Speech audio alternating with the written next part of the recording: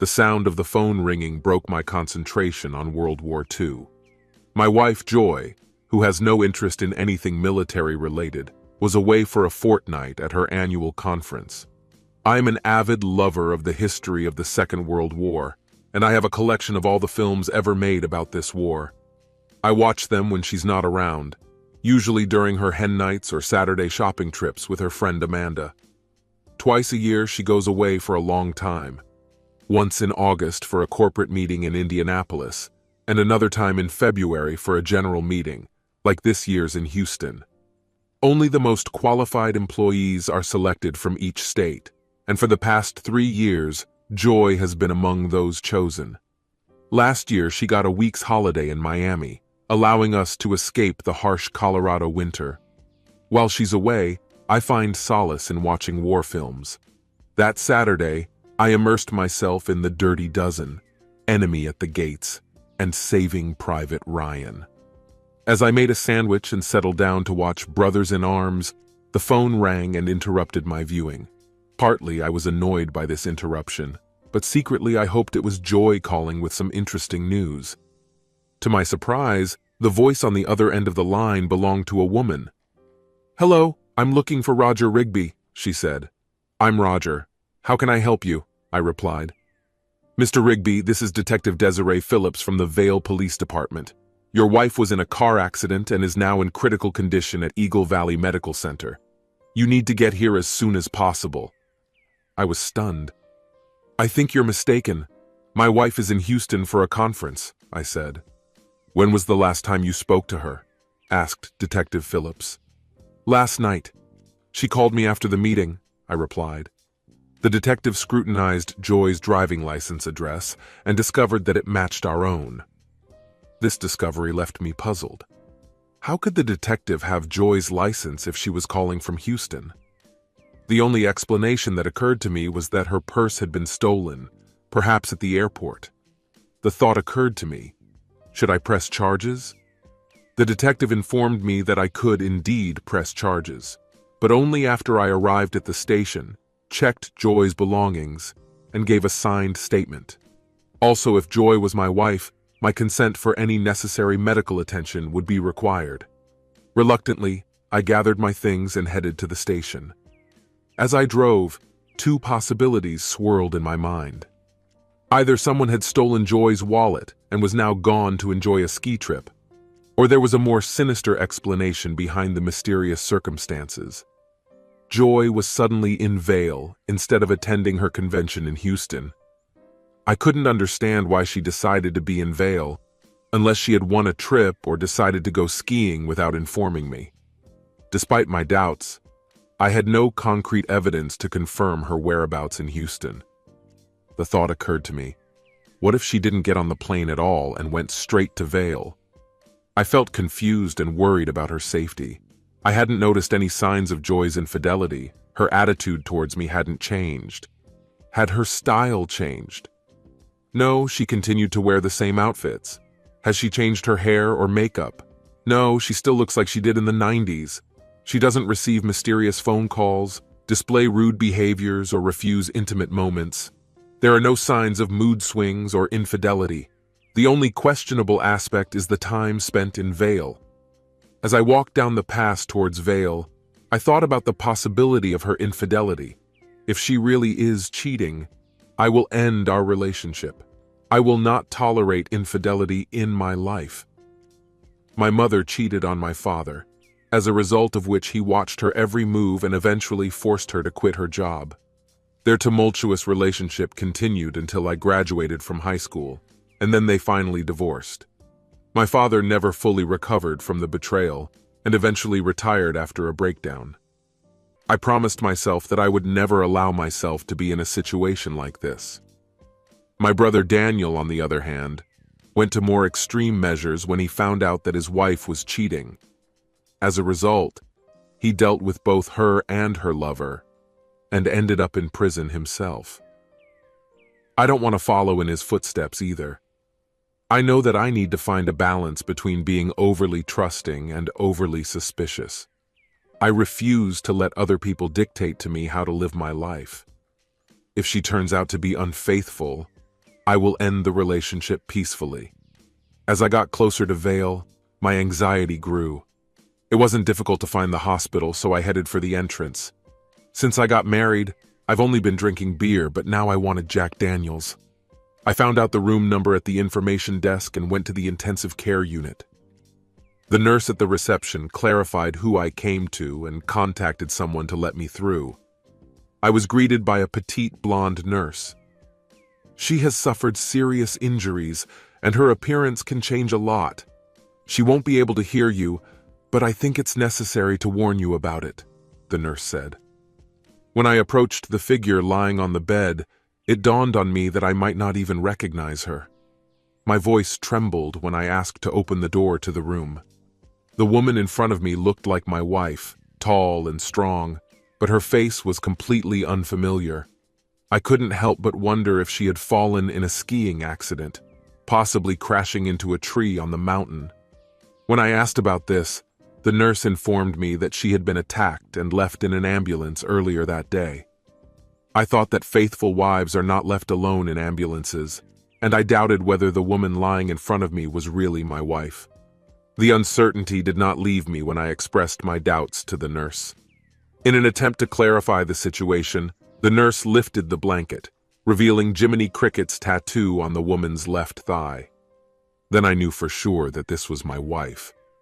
This tattoo, a symbol of her love for Jiminy Cricket and a tribute to her parents, Jim and Yvonne, has always remained a mystery to me. When I looked at her, it was difficult for me to combine the woman lying in front of me with the image of my wife. The first time I saw my wife in trouble coincided with our first meeting. It happened at the Tool concert, where my friends and I brought a case of beer to celebrate the end of the concert. A girl came up to us and asked for a beer for her boyfriend, but my friend Chad kindly offered her a drink. Later, I heard a scream and saw a smaller man hitting on the same girl. Without hesitation, I intervened, separated them, and ordered him to retreat. Despite his threats, I managed to cope with the situation. Then I escorted the girl to our van, where Chad gave her an ice pack. A security team arrived and took the man away. A girl with an amazing face and contact lenses expressed her gratitude to me. We gave her ice and escorted her safely home. Chad playfully teased me, suggesting that she might like me, and cunningly handed me a note with her number signed as Joy. 2 days later, I plucked up the courage and called her. To my delight, she was glad to hear from me, and we talked for an hour. She called me back in the evening. Our first date took place on Friday at an Italian restaurant and bar with live music. It was a fantastic evening.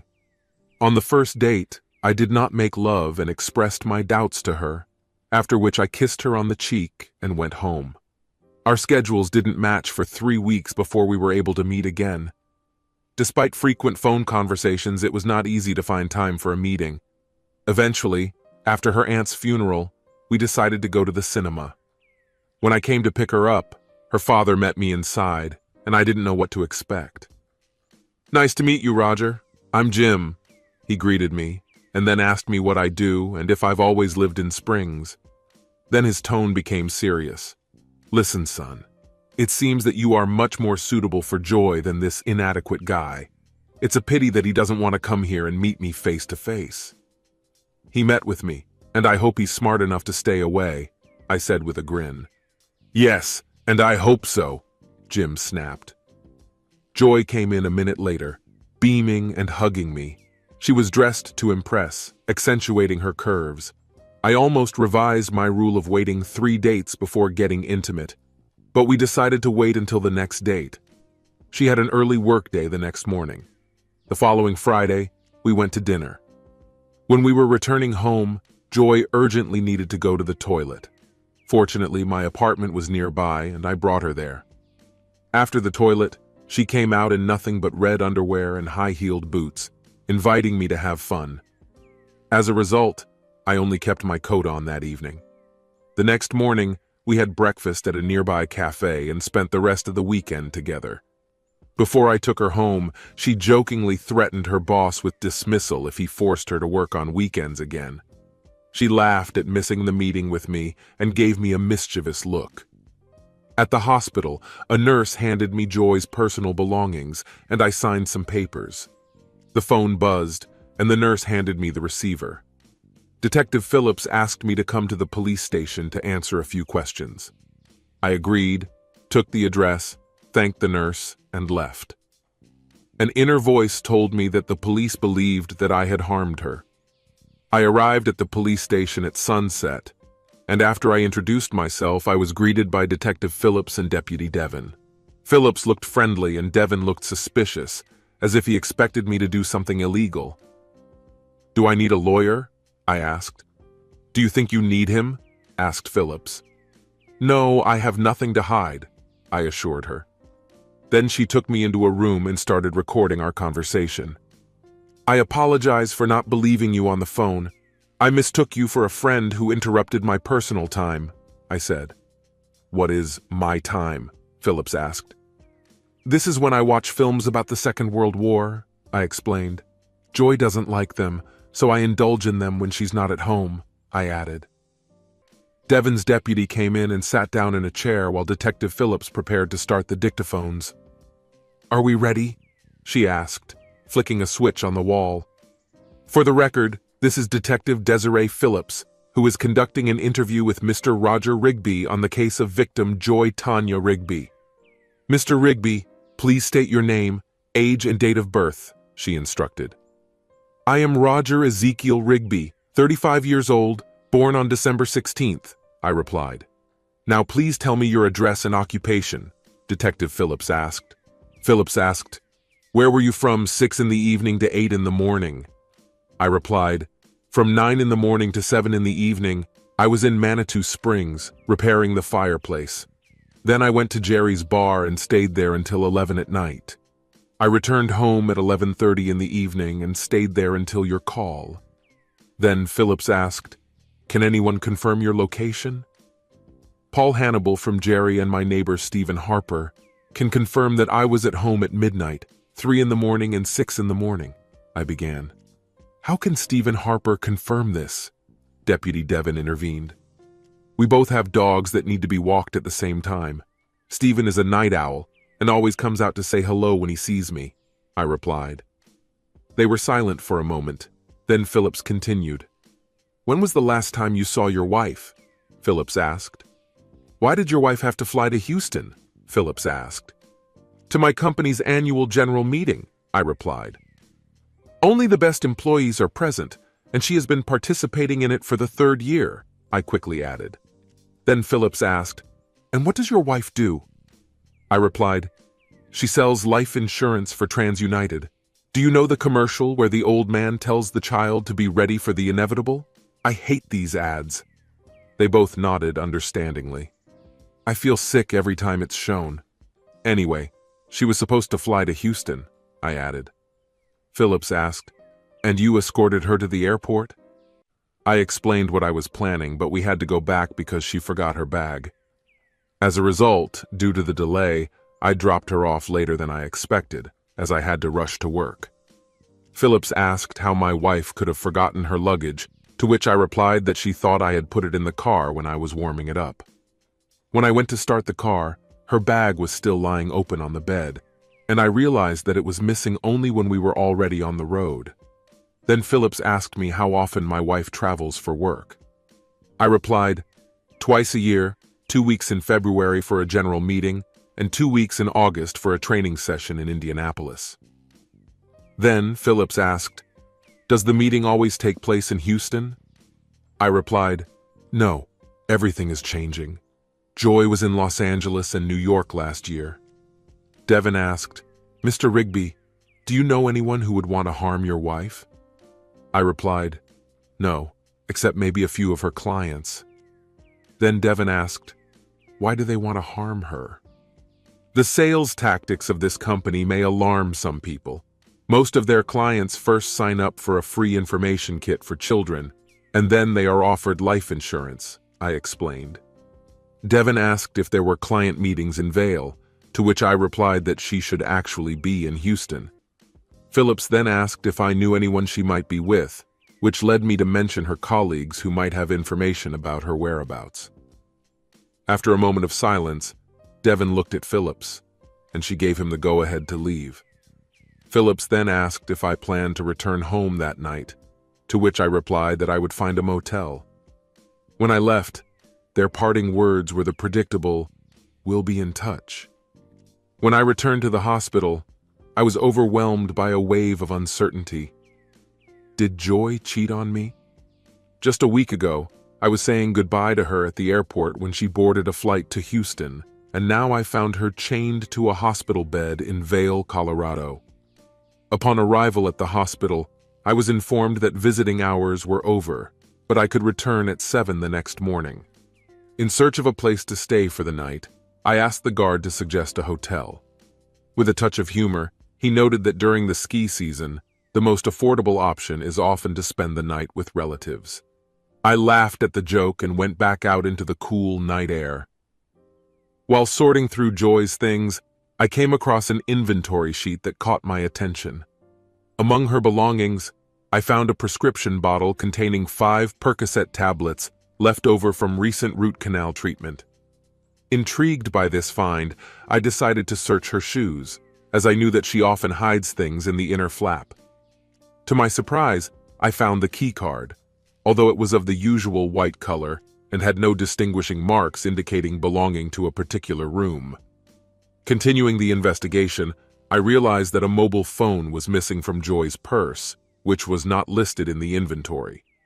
Fortunately, my neighbor Steven, who works as a software developer, provided me with an application that allows me to track her phone using GPS. After entering her number into the app, it showed that her phone was 4 miles northeast of my current location. Following the directions of the app, I drove towards the mountain and eventually reached a road strewn with luxury ski lodges at the base of the resort. When I got closer, the app showed that I was only half a mile away from the phone. There were a lot of expensive cars around, like Lexuses and Audis, and I was grateful that I decided to drive Joy's BMW instead of my old SUV. As I drove up to the house, I noticed that it had 2 entrances. I walked through the reception area and headed straight for the hall. I was overcome by a feeling of anxiety. The indicator on Joy's phone pointed to the number 114, but the key card did not give me access. Room 214 didn't give any results either. Not knowing what to do next, I reached for number 314. Pressing my ear to the door, I didn't hear anything, and then I gently pushed it open. The room was in semi-darkness, and I had to turn on the light. Despite the emptiness, there were traces of the previous guest's stay in the air. Joy's suitcase, phone charger, and laptop were neatly laid out on the table. The room looked extraordinarily clean, as if someone had tried to keep it untouched rather than professionally cleaned. Despite this, there were wet towels in the bathroom and wet stains on the sink, indicating recent use. There were signs of sleep on the bed, but there were no signs of anxiety or cruelty. Concerned, I decided to investigate further by checking Joy's phone and laptop. To my surprise, her phone was not password protected, and when I examined the laptop, I found that all records and emails had been mysteriously erased, a behavior completely uncharacteristic of Joy. Without hesitation, I contacted my sister Beth and asked her to look after the dog, and then called my father-in-law Jim asking for help. After that, I turned to my cousin Hugh, who works as a detective, for advice. He advised me to contact the Vail police. When I called the reception of the lodge, they confirmed that the guest was not registered under either Joy's name or her maiden name. It became clear that Joy's laptop and phone had been wiped off the face of the earth. I decided to take them to Stephen and Joe, who are experienced programmers. After checking Joy's suitcase, I found mostly cocktail dresses and underwear in it, not work clothes, which indicated that she was not on a business trip. I took a shower, took Joy's phone and laptop, left my suitcase, and settled into an armchair for the night. The next morning, after drinking a cup of coffee, I dialed Detective Phillips' number. Despite feeling terrible, I was grateful that my sarcastic side remained intact. Phillips picked up the phone, apparently already awake. "Detective Phillips, This is Roger Rigby. Last night I found a hotel key card in my wife's things. I thought she might be useful to the cause. She expressed her gratitude and arranged to meet me in half an hour. After wandering aimlessly around Vale for 25 minutes, I finally decided to go to the police station. Detective Phillips greeted me when I entered and shook my hand. "Hello, Mr. Rigby," she said. "Good morning," I replied, handing her the key card. "Here she is." Then she invited me to go to her office, where she noticed the suffering on my face. "You look like your world has collapsed. You need to rest," the detective informed me. I admitted that I had found the number on Joy's phone, and she seemed relieved that I hadn't touched the bed. I handed Joy's phone to her, deciding not to mention the laptop. "What are your next steps, Mr. Rigby?" Detective Phillips asked. "I'm not sure. I'm afraid I might lose my wife because of this. I want to hear her explanations, but I'm not sure I can trust them," I said. "Don't lose hope. Perhaps there is a reasonable explanation that has nothing to do with infidelity," she suggested, although there was doubt in her expression. I expressed my gratitude and went to the hospital to wait for the next visit to the intensive care unit. After 2 short visits, when I was already hoping that Joy would wake up, the doctor appeared. Dr. Benson, who looked like a quarterback, came up to me. The doctor assured me that Joy was on the mend, but recommended that she be transferred to St. Luke's Hospital in Denver for more complete rehabilitation. He explained that her injuries were most likely caused by a blow to the head, and I agreed to her transportation. But later, he decided to change his plans and transfer her to St. Augustine Hospital in Colorado Springs, which would be closer to visiting relatives. I signed additional papers, paid one last visit, and then left feeling insecure about my future without Joy. Reflecting on the situation, I couldn't help but wonder why Joy was in such a state, and what secrets could have led us to this. It was obvious that our marriage was facing problems that we might not have fully guessed about. "I'm not ready to file for divorce until we talk, but I feel like our relationship is coming to an end," I thought with tears in my eyes as I left the hospital. I called Jim to tell him the latest news, and when I got home, my sister's Jeep was parked at the entrance. Inside, my Doberman Piper met me, followed by Beth. I hugged her tightly, pouring out my emotions about the impending end of my marriage. Beth stayed with me for several hours, comforting me and offering me dinner, but I had no appetite. Together, we decided to visit Jim. I opened up to him and Yvonne, sharing everything that was in my heart. Jim looked unsure of his daughter's innocence, and I've seen that look before. After months of dating Joy, she once canceled a weekend date. I was disappointed, but I understood her. I was about to hang up the phone when I heard Jim's voice. "Tell that son of a cow he'd better meet me." Joey made an obscene sound and told me not to pay attention to him, and then hung up. I was worried about why he was mad at me. 10 minutes later, I was standing on the porch of her house, and Jim was shouting in my face, "You're no better than that little scoundrel. If you think it's necessary to punish my daughter, then be a man and punish me," Jim said, and there was anger in his voice. "What? Why should I punish your daughter?" I exclaimed, stunned by such a suggestion. "She didn't even go outside last night," Jim reported. "What gives you the right to think that?" I asked. "Do you think you're cool now?" Jim said. "Why are you so quick to resort to punishment?" I asked. "The only person I raised my hand against was that idiot Garrett at the concert the night I met Joy. I haven't even seen Joy since last weekend. We hardly even see each other during the week. Before you accuse me, you need to sort out the facts," I added rudely. At that moment, the tension was great. Emotions were raging. When Joy and Yvonne left the house, I immediately noticed that Joy had a black eye. Worried, I asked quietly, "What happened to your eye, dear?" Jim angrily intervened, accusing me of being the one to blame. Before I could defend myself, Joy spoke up, explaining that she had quarreled with Garrett during dinner the night before. I was shocked to learn that Joy continues to date Garrett. I abruptly turned around and went to my car. Joy called out to me, but I didn't react. Jim caught up with me and apologized on Joy's behalf. "I understand your anger, Jim," I replied, assuring him that it was just dinner. "Joy, I'm sorry that you got hurt again, but we're breaking up," I said firmly, looking at Joy and staying with my decision. Ignoring any reactions, I drove without direction until I found myself near Garrett's trailer park. After parking the car, I went to his door and knocked. When Garrett answered, I let my anger get the better of me and hit him. He fell to the ground and I kept hitting him until he stopped moving. I noticed the collected boxes and asked, "Are you moving?" Without waiting for an answer, I kicked him again, and then left. When I got home, I applied ice to the damaged knuckles. The phone rang, and Joy's pleading voice reached my ears. I ended the conversation without saying a word. After an hour of continuous calls, my cousin Hugh finally got through to me. He informed me that the CSPD police had been contacted with concerns about the safety of Garrett Jimenez.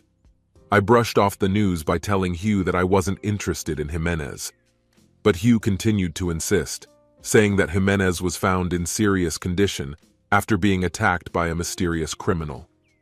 Despite the fact that I denied any involvement in this case, Hugh noted that the caller gave my name, which prompted the police to contact me. Thanking Hugh for the warning, I joked that I needed a reliable alibi. When the police showed up, I had everything ready. My hockey gear was neatly laid out by the door, and there was a small scratch on my slightly swollen knuckles. The officer didn't show much interest in catching the man who attacked Garrett, so I quickly explained that my hands hurt from working with hockey gear. Being on a police-sponsored hockey team also helped me. I spent Saturday on the ice, skating to exhaustion, preparing for the upcoming season. Since one of our leading defenders is no longer on the team, I knew I would get more playing time. When I finally got home, I was exhausted, but I was happy with how I spent the day. There were a lot of notes left on my door, mostly from Joy. Among them was a note from Jim apologizing for suggesting that I might hurt Joy and urging me not to get upset about her. I called Jim and assured him that I understood his reaction, saying, "You reacted the way any caring father would. It's not your fault that Joy didn't confess right away." Jim seemed relieved by my words and asked, "Would you like to talk to Joy?" Even though I could hear Joy's voice in the background, I refused, saying, "No, Jim, she decided to follow Garrett's advice and let you know that I hit her. She ruined our plans for the evening to hide her injury." When I told Jim and Yvonne about everything related to Vale, Jim seemed to be lost in memories of the past. Jim expressed concern about my impulsive actions. I assured him that I was in no hurry to hire lawyers, but she needed an explanation. Jim and Yvonne insisted that they saw me as a son and didn't want to cut me out of their lives. I promised them that this would not happen. On the way home, Beth asked me how I was feeling. I replied, "Do I really have a choice? I refuse to curl up and die," I told her firmly. When Beth asked if Joy and I would stay together if she cheated, I made it clear that I would not become a paranoid husband who resorts to GPS trackers and spy cameras. "Mom asked about you," Beth mentioned, suggesting that it would be nice to talk to her since she loves you. But I quickly rejected this idea, stating, "For her to tell me that cheating is okay and I should share my wife? No thanks. If there's anyone I shouldn't talk to, it's her." Beth was always protective of our mom, but I stood my ground on this issue. When Daniel was imprisoned, she urged me to visit him more often. Beth stubbornly defended him, and I decided to leave.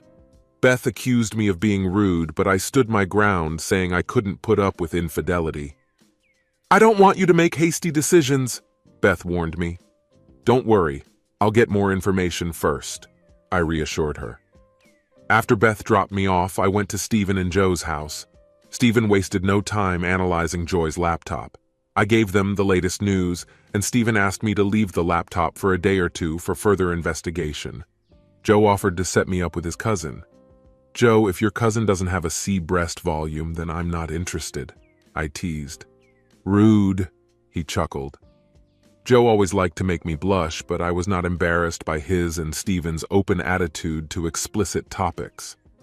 I stayed for a beer with Joe while Stephen fiddled with his laptop. Joe left for work early, playfully mentioning his attractive neighbor. I thought Mrs. Jasper had been a widow for a long time, I commented. Joe laughed and wished me good night. Stephen barely glanced at me as I left. I started my day at home by taking Piper outside to do her chores and play a little. In winter, she usually gets tired after 3 throws. Back at the house, I climbed into bed and called Piper to me. Although Joy didn't approve of Piper sleeping in a bed, I didn't mind. Piper may be bothering me to sleep, but I can't blame all my bad dreams on her. The next morning, I sipped my coffee and tried to focus on the sports section until 8. By 9 o'clock, I was in Bernie Jagg's office. Bernie was Joy's boss. "What can I do for you, Roger?" he asked. "Is there any reason why Joy can leave the convention in Houston and go to Vail?" I asked. "Why does Joy have to be in Houston?" he asked, perplexed. "For your company's general meeting?" I explained. "Roger, the meeting in Houston was for novice agents, not for the best. Joy, as a managing agent, is usually not involved. I only send her if I can't find a volunteer. Joy never goes to meetings," he replied. I was stunned and even angrier. "What about the training in Indianapolis?" I asked. Bernie explained that his managing agents usually attend such events, but leave on Sunday and return on Thursday. It dawned on me that Joy took a 2-week vacation and stayed somewhere else. Curious, I asked about her companions. "Who are they?" I asked. Bernie hesitated, demanding that I promise not to harm them before carefully revealing their identities. "I just need answers, Bernie. My wife is in a coma," I replied. After some hesitation, he finally told me who Joy was with, and I was surprised by the unexpected name. It took an hour before my cousin Hugh called me. The identity of the person who rented Joy's room has been established.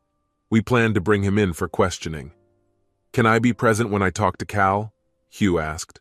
"Of course," I replied. "I've already gathered valuable information from Joy's boss, Bernie Jaggs.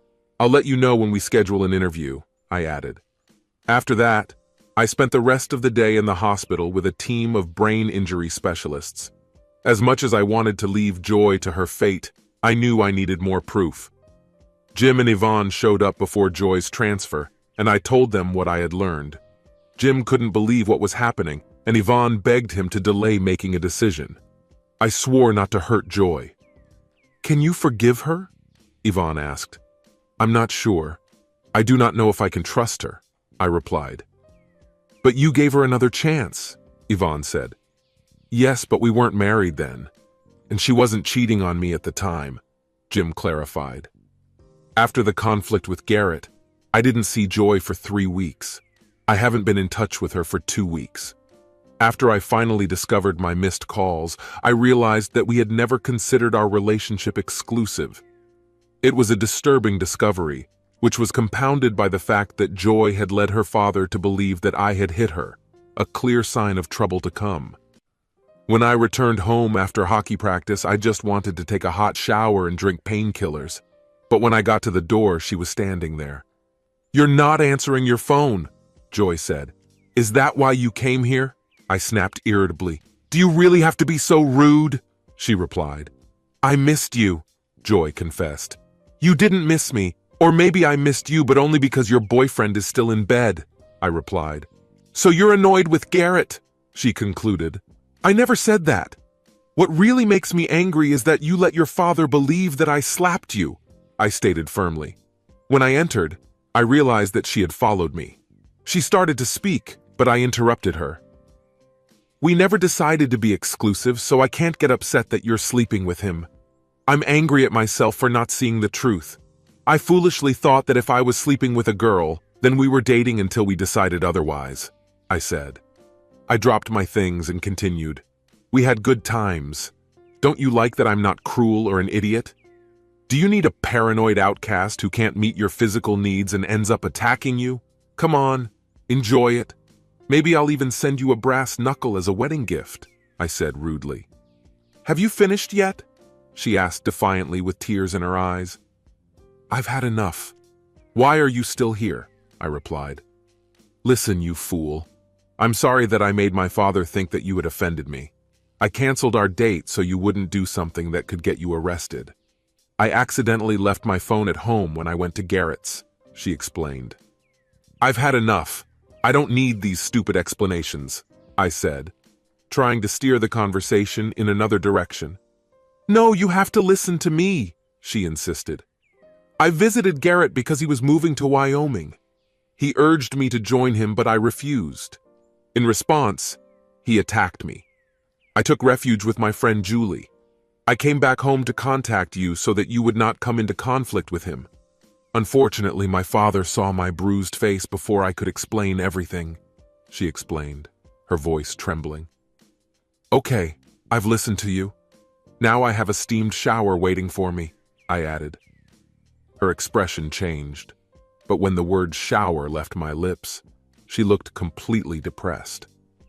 I don't know exactly why I asked this, but it flashed through my mind. Do you want to join me? She answered yes, without hesitation. That same evening, we decided to devote ourselves exclusively to each other. Just 3 weeks later, she moved in with me, and 8 months later, we got married. Memories of Garrett surfaced when we learned of his tragic death in a car accident in Laramie, Wyoming. Together with a close friend, she attended his funeral for 2 days. Now, 10 years later, Joy was in a coma at St. Augustine's Hospital. The doctors did not lose hope for her recovery while we anxiously waited in the hospital waiting room. 30 long minutes later, we still haven't received any information about her condition. Hugh informed me that the interview with Cal Davis would take place at 4 o'clock. I quickly informed Jim and Yvonne that I had an appointment and left. When I got home, I let Piper out while I was getting dressed in a suit and tie. If Sheriff Jeb Hannibal had allowed me to attend the interrogation, I knew I had to be dressed appropriately. Jeb was an old acquaintance of mine because my father worked with him, and I was the best friend of his son, Paul. Paul and I were inseparable, playing football and hockey together, until Jeb became sheriff and moved closer to the office. Despite the fact that Paul and I expected to make a career in professional hockey, life turned out differently. After my father's death when I was still a student, I lost my passion for the game and eventually decided to drop out of school to pursue a career as a bricklayer. Paul's hockey career was also cut short when he broke his hip during his junior season. Now he works for the Colorado Springs Police and devotes his time to training for young people. Upon arrival at the sheriff's office, Hugh met me, and Zeke from the Vail Police Department joined us via video link. I was told to sit where they couldn't see me, and Jeb reminded me that I shouldn't say anything that could jeopardize the case. I assured them that I understood everything and promised not to engage in any attacks. Nora and I are here for you and ready to support you every step of the way, the sheriff assured me. If you need anything, just let me know, he added. When we headed to the interrogation rooms, I immediately noticed Catherine Shepard. She looked even more beautiful than at school. She always seemed out of reach to me, the prom queen and the cheerleader who dated the quarterback of the school, while I was just a quarterback on the hockey team. I couldn't help but wonder if she had married a successful doctor or lawyer when she was ushered into the room. Stop drooling, Hugh said, leading me inside. Sheriff Jeb Hannibal was smiling broadly. I've always wanted to do this, he exclaimed, pulling a badge out of his pocket. I'm appointing you as a deputy sheriff so that only law enforcement officers are in this room. After forcing me to take the oath, he stressed the importance of returning the badge before I left. Before parting, he hugged me and expressed hope for my future, saying, I hope you get your degree, and one day join me in the police. Your father was an excellent officer, and I believe that you will become one too. Hugh and I left Jeb's office, and I kept thinking about Catherine Shepard and wondering if she would have been unfaithful if I had been with her. It seems that in my family, all women cheat on men when it comes to marriage. When we entered the interrogation room, Hugh directed me to a chair away from the camera's view. Detective Phillips and another officer joined us via video link. Then the deputy sheriff brought in Hal Davis, who turned out to be an agile and talkative man. Hugh began the interrogation by saying, Mr. Davis, this interrogation is being recorded. Hal replied calmly. Of course, no problem. For the record, Detective Hugh McMillan of the El Paso County Sheriff's Department is present for questioning, as well as Detectives Keith Douglas and Roger Riggs. During a video conference, Detective Desiree Phillips and Detective Ron Albert from the Vale Police Department interrogate Mr. Davis. He confirms that he understands his rights and agrees to speak without a lawyer. As they continue to ask the usual questions, Davis begins to doubt that suspect Cal is responsible for Joy's punch. Cal looks too well-groomed and rich, and he's wearing an engagement ring that probably costs more than Davis's truck. Mr. Davis, could you tell us about your whereabouts from Monday to Sunday? Phillips asked. Yes, of course. From Monday to Friday, I was in Houston for a meeting of our company, Cal replied. On Friday evening, I returned home and spent the weekend with my wife, he added. So you were in a meeting all week? Yes, Cal replied confidently. This makes the task easier. We just need to check with your employer, Phillips said. The confident smile on Cal's face faded when Hugh mentioned the call to Bernie Jaggs. Wait, Cal said, his self-confidence gone. Can I tell you something without my wife's knowledge? Cal admitted that the affair with Joy lasted for more than 6 years, and he was seized with fear when he found out about Joy's disappearance, or that she might be harmed. He remembered dropping her off at the terminal, where she said she was flying to Denver to meet her husband. Cal insisted that his wife could vouch for his whereabouts at home since Friday evening. After further questioning, Hugh signed a decree and allowed Cal to leave, warning him not to leave the city. Can I have a few minutes alone with Detective Riggs? Cal asked Hugh. You can ask, but there are no guarantees, Hugh replied. Hugh looked at me and I agreed. I sat down across from Cal, who looked broken and depressed, a stark contrast to the confident man who had entered the room 40 minutes ago. So, Roger, do we need an official introduction? Cal asked. Obviously not. You seem to know who I am, I replied. Joy keeps your photo in her presentation set and on her desk. She loves you, you know, Cal reported. No, I don't understand that. If Joy loved me, we wouldn't be here, I replied. The problem is I love her too, Cal said. Well, at least 4 weeks a year. I bet your wife doesn't think too highly of your love, I said sarcastically. I love her, Roger. And I also love my wife. She knows about my crush on Joy. I realized Joy was special when I interviewed her. I felt like I had to become her handler, Cal said. One Saturday we had lunch near the army base. There was a strong bond between us that led us to a hotel room, but after that we didn't have an intimate relationship for a month. I feel guilty, but I'm attracted to her, you know? Not guilty enough to stop, right? I said sarcastically. It's not a cheap pleasure, such meetings with Joy, Cal defended himself. I'm sorry that your fabulous bubble burst, I replied mockingly. Despite my anger, Cal stated that he did not regret loving Joy. I couldn't believe the nonsense he was talking. I wanted to hit him, but I restrained myself. It wouldn't have brought me any relief. It was hard for me to share Joy with you, but now she's all yours, Cal said. So you're giving up on her because she loves me? I asked. Do you think I would share a woman like Joy if I knew she loved someone else? Cal replied, I have no idea. If I had known, our relationship would have ended sooner. After all, I don't approve of cheating, I said firmly. Cal nodded in agreement. You're probably right, Cal said. Is that why you and my wife went on these trips to hide infidelity? I asked. Joy and I visited Mexico City, San Diego, and Rio, as well as Corpus Christi and Miami. Plans to visit Vail and Estes Park were thwarted due to the high cost of additional trips. I can't know what Joy was doing in Vail, Cal said. Joy and I both felt guilty, so we decided to arrange a vacation for our spouses. Joy suggested that you join her for the second week, and I returned home. We would spend 1 week together and then switch places. I returned home and she spent the second week with you, and so it is every time we meet. And it's all at my expense, Cal explained. But it's pointless. Joy went away for 2 weeks each time, and I was with her in Miami for only 1 week, I replied. Was Joy cheating on me? Cal asked and started crying. She cheated on you. She cheated on me. If you want to visit her, Joy is in St. Augustine at Oaks S right now. Give her my regards, I said rudely. When I went to the door, he hesitated and asked, You won't tell my wife, will you? I answered firmly, I do not know your wife, and if I did, I would not offend her. No, I won't tell her. I threw him a warning.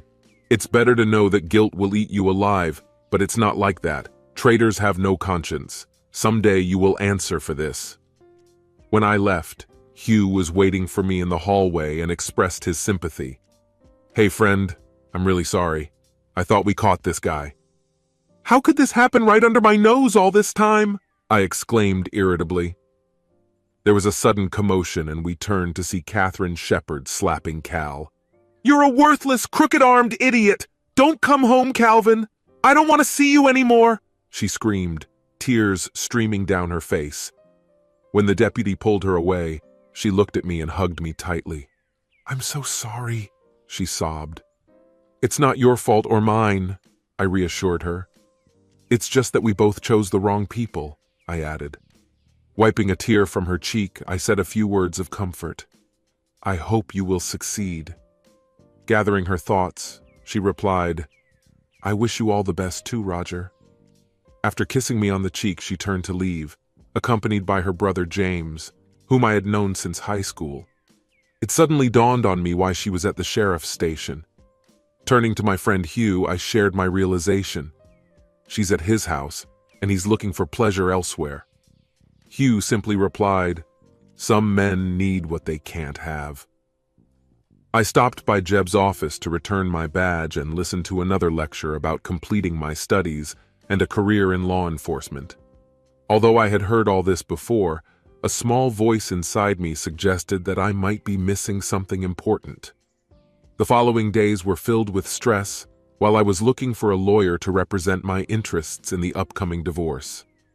After careful consideration, I decided to hire a firm in Denver that specialized in men's cases, which guaranteed me protection during the process. Fortunately, Joy and I did not have children together, and although Piper was my responsibility, the house legally belonged to Joy's grandmother, although it originally belonged to Jim.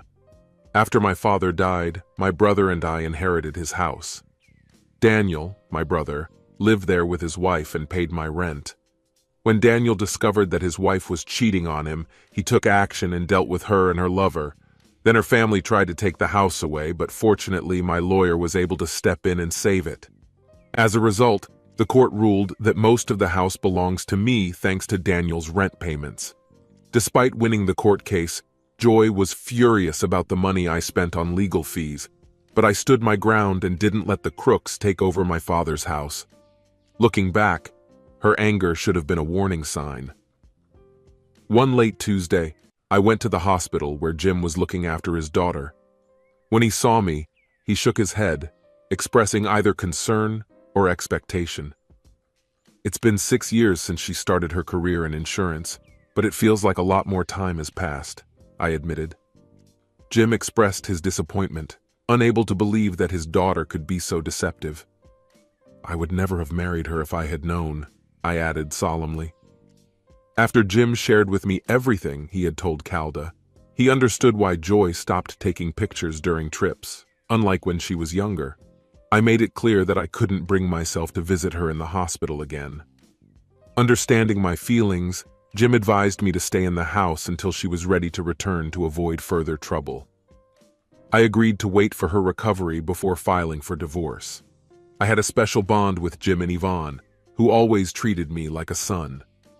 On Wednesday, I spent the day repairing the chimney, and in the evening, I played hockey.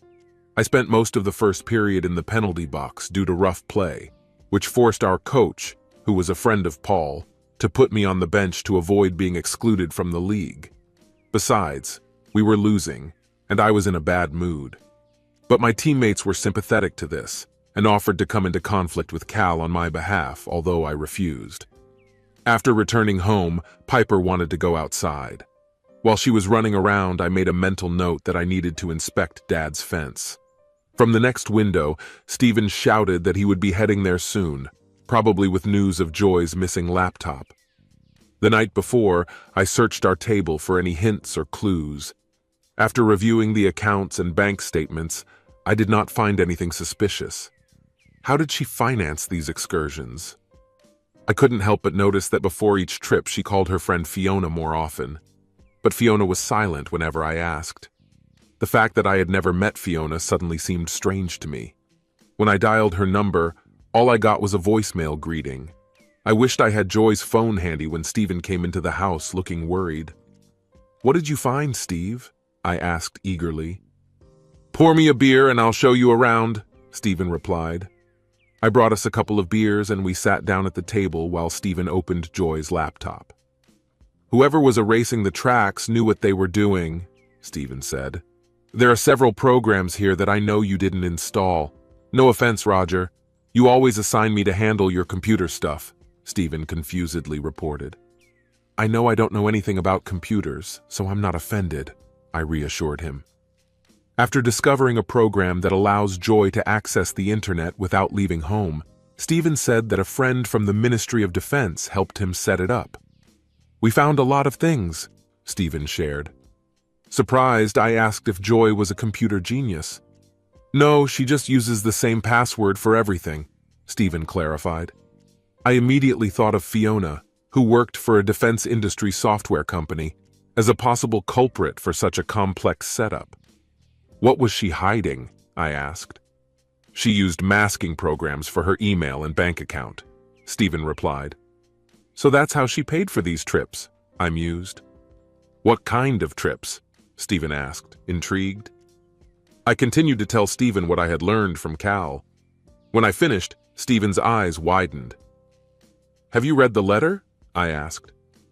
I admit that I hacked the mail server and found deleted emails. There were love notes among them, and some discussed a meeting in Vale, Stephen said. Curious, I asked about the identity of the sender. It turned out that some of the emails were addressed to Cal Davis, while others were sent to an email address marked Cricut. Stephen also said that in one of the emails the sender called him Garrett. Disappointed, I muttered a curse under my breath. Stephen agreed, acknowledging my disappointment. He then demonstrated how to access bank accounts and email accounts, secure them, and successfully restore them. Upon discovering a suspicious ATM withdrawal from Joy's bank account of an amount exceeding $10,000 after her hospitalization, I immediately took action. I transferred the funds to our shared account, closed her individual account, and updated all contact information on my email. In the course of my investigation, I came across Fiona, but found no trace of her presence on social media. But while looking through Joy's school albums, I came across a familiar face, Garrett, who turned out to be Fiona Jimenez's brother. When I realized the connection, I realized that I had to ask for help. Feeling guilty for waking her up, I dialed Detective Phillips' number at 1 a.m. and explained the situation. "Hello, Detective Phillips," she moaned back. "This is Roger," I said. "I'm listening to you, Roger," she said.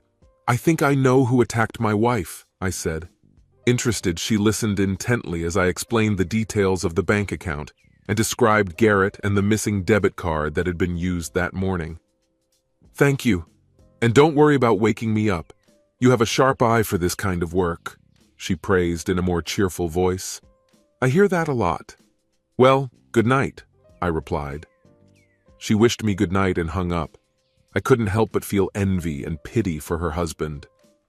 I envied him, but at the same time I sympathized with him because of the stress of working in the police and its impact on family life. Some spouses are coping with this, but others, like my mom, are having difficulties. When my dog Piper whined, asking to go outside, I noticed Stephen on the porch. "Hey, Stephen, do you still have access to the DMV databases?" I asked. "Yes, damn it, I always have access," he replied confidently. "Nice to hear, Mr. Hacker Deluxe," I teased him for his nickname in the chat, which he didn't seem offended by. I gave him a name to search for and wished him good night, confident that he would be happy to take up the case. Exhausted, I submitted to my body's need for sleep. The next morning, my sleep was interrupted by my father-in-law's call. "Good morning, Roger," he greeted. Doctors are gradually reducing the dose of medications for Joy. They expect her to wake up within the next 24 hours, Jim informed me. Faster than I expected, I said, taken aback. I thought she would be in a coma for at least a week. Jim explained that they were encouraged by some positive test results. Then, out of the blue, he asked, "Have you thought about forgiving her?" "No, I can't ignore the growing deception," I admitted. I told him everything, leaving out the secret bank account. He was crushed and abruptly interrupted the conversation, clearly disappointed. Just as I was making coffee, Stephen appeared. "You won't believe what I've discovered," he exclaimed, overflowing with joy. "Good morning, Steve. Doesn't Joe think it's weird that you're here at 8 in the morning while he's at work?" I teased. "You're teasing him and he knows it," Stephen replied with a laugh. "So what did you find?" I asked, handing him a cup of coffee. He shared his findings, and it seemed to me that we had slipped down an endless rabbit hole. Joy was partially misled about attending Garrett's funeral. In fact, she went to Fiona's funeral instead. Fiona, Garrett's sister, was tragically killed in a car accident in Laramie, and it was most likely then that Joy began her affair after learning that Garrett was alive. The previous year, Joy called me in Miami when Garrett was in prison for petty theft and was on parole from a Colorado penal colony. This confirmed that Joy preferred local trips. I told my lawyer about my intentions, and he assured me that he would be able to settle all legal aspects. Now all I had to do was wait patiently for Joy to come to her senses. 2 weeks passed, and Joy was finally ready for police questioning. I watched Detectives Phillips and Albert closely as they walked to her room. The reason for the interrogation was Garrett's arrest while trying to withdraw money from Joy's bank account using a stolen card. His parole officer was interested in his unauthorized trip to Vail, and the Denver police sought to keep him in custody.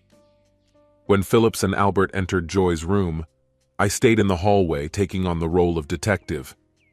Hugh ordered me to eavesdrop on their conversation. Despite the initial denial, the truth eventually came out when she was presented with evidence of her connection to Cal and Garrett. Joy reluctantly confessed to both affairs, but did not dare to tell that Garrett tormented her. Just when I thought there couldn't be any more surprises, Phillips planted a bomb. Phillips urged Joy to confess, implying that it would help repair the damage done to our relationship. I was skeptical, but then Joy finally confessed. She confessed that she lied to attend Garrett's sister's funeral out of pity for me. Despite the betrayal, they both still loved each other. But Joy couldn't ignore the fact that she had feelings for me, too. At Garrett's suggestion, they began holding secret monthly meetings. At first, Joy saw nothing wrong with this and agreed to participate. During one of these meetings, she talked about her affair with Cal, sharing that the mystery of their meetings turned her on. She expressed guilt that I didn't know anything and said she gave me Miami to get better. Her smug attitude infuriated me, and things got even darker when she told me about the night Garrett attacked her. Joy informed Garrett that she plans to stop taking the pills so that we can start a family and have children. Shocked, Garrett suggested that he should have a chance to impregnate Joy, not me. When Joy flatly refused, he lost his temper. Then the conversation turned to another topic. Phillips asked about Jiminy Cricket's tattoo, perhaps wanting to distract from the disturbing turn of events. "Oh, Garrett suggested getting a tattoo. He said it was a way to spend time with me without Roger finding out," Joy said. At that moment, I came in. "Oh, baby. Hi, baby. I'm so sorry. Can I talk to you?" Joy said fearfully. I handed her a stack of documents. "No need. You've already been served," I replied calmly. I heard her scream as I was leaving to start a new chapter in my life. 5 years later, I was woken up by a late-night phone call. Having gathered the necessary information, I left without saying a word. I kissed my sleeping wife tenderly and then gently touched her growing belly. I reminded myself to be careful not to start something that I couldn't finish. I was looking forward to becoming a father. Half an hour later, I reached the crime scene. which I knew well from my work in the patrol. It's been 5 years since my divorce from Joy, a decision that I thought would be simple, but in fact it turned out to be completely different. Ignoring her attempts at communication led to her hiring a lawyer to represent her interests. While studying her financial documents, I noticed a secret account that raised questions about its financing. One day I unexpectedly crossed paths with Cal Davis, who initially tried to avoid me but eventually accepted my invitation to lunch. During our lunch break, he broke the sensational news to me. Joy had been secretly hiding more than $120,000 worth of unregistered income in a hidden account for the past 6 years. Shocked by this discovery, I decided to transfer $30,000 of this money to our joint account without Joy's knowledge, planning to have a conflict conversation with her later. In offering a fair solution, I offered to split our total bill equally. But Joy surprised me by offering to give me 75% of all our assets, believing that she was being generous, since I wasn't demanding half of the house she inherited. My lawyer quickly pointed out that since Joy already owned the house, she had the right to keep it for herself. In the end, we came to an agreement to split the joint account and my business in half. I quickly signed the agreement, which was then filed in court. She wrote me a check for half of our balance. I sold my part of the masonry business back to my uncle for the same amount I originally paid. The tools I owned before my marriage were confiscated. After selling the business, I went to college and got a degree in criminal justice. When I joined the El Paso County Sheriff's Department, I made sure with the help of a lawyer that all my financial transactions were legitimate. Joy's smile turned into a frown when she found out that her hidden account was empty. My accountant used questionable tactics to create the impression that all the money in Joy's account came from her insurance and my business. I paid all my taxes and was fine, but Joy unknowingly funded my education. On a tip from the IRS, Joy was checked, and as a result, she served 6 months for tax evasion. After violating his parole and assaulting Joy, Garrett received 35 years in prison. Katrina ended her marriage to Cal and moved to Utah to start a new life. After her release, Joy found a job at a telemarketing company. Later, she sent me an offended letter in which she accused me of the collapse of our marriage and that I had deceived her and Garrett. Ignoring her accusations, I threw the letter away and moved on. Paul made an unpleasant joke that he would sell her to a brothel, to which I replied that she would like it. I spent my first 3 years working in law enforcement patrolling in the sheriff's department. While CSPD deals with major crimes, our team was often assigned to handle domestic crime cases. I remember one case. The only time I had to use a service weapon was when a woman threatened me with a knife when I arrested her husband for hitting her. It's been 1.5 years since that incident, and I've been working as a detective for a little over a year. I've always wondered why some women choose to return to abusive partners, especially when I see firsthand how devastated they are. I remember one case where a woman was left in a state of agony, surrounded by empty beer bottles. Forensics has already collected evidence, including fingerprints and photographs. By the end of the day, I found out my husband's name and started looking for him. The woman's boyfriend was found in the bedroom with a fractured skull, which left 2 possible suspects, either the husband or the boyfriend himself. To gather more information, I decided to spend the morning going through old reports and talking to officers who had already been in this trailer. The advantage of this situation is that I will most likely criticize my boss less for losing a detective indefinitely. Recently, a new detective joined my team, and the only information I have is that he came from the north. At a party in a bar next to our substation, I was surprised to see Desiree Phillips, and we started talking. I knew that some detectives were unhappy with my close relationship with the new detective, but we had our own unique bond. At first, I didn't pay attention to her because I thought she was married. When we got closer and I found out that she wasn't married, I still refrained from courting. I became disillusioned with the relationship and perceived our dates as friendly gatherings, not as dates. I always tried to treat her with respect, gave her a ride after dinners and movie shows like a true gentleman. One day, after a particularly difficult case, I invited her to a bar, making sure she stayed sober to ensure her safety. At the end of the evening, I walked her home and helped her take off her shoes. When she hugged me, I carefully pulled away, not wanting to risk our friendship. Surprisingly, she wasn't as drunk as I thought. "Why don't you want to touch me, Roger?" she asked. "First of all, you're drunk," I explained. "I don't want to jeopardize our connection. Secondly, I'm not sure I'm ready," I added. "Has this cheater ruined your mood so much that you think all women are evil?" she asked. "No, you're one of the most wonderful," I assured her. "Come with me, I'm not drunk. There were only 4 guys in my life. You know all the details," Desiree said. She confessed to me that she had feelings for me since our first meeting in Vale. It never occurred to her that I would work in law enforcement. When she was transferred, it was like fate. That evening marked the beginning of a series of nights we spent together. A year later, we tied the knot, and soon after that our first child was born. My boss was unhappy with her maternity leave and unfairly blamed me. I teased my colleague Hugh about making Nora the godmother of our child, but he wasn't thrilled with the idea. He also wasn't thrilled that I took a month off to be with my newborn son. Desiree has a deep passion for films about the Second World War. She enjoys watching them and appreciates the historical context they provide. Reflecting on her life, she hopes that Piper will adjust well to life with us. Intuition convinces Desiree that Piper will live well in a new environment. Life is good, and she is optimistic about the future.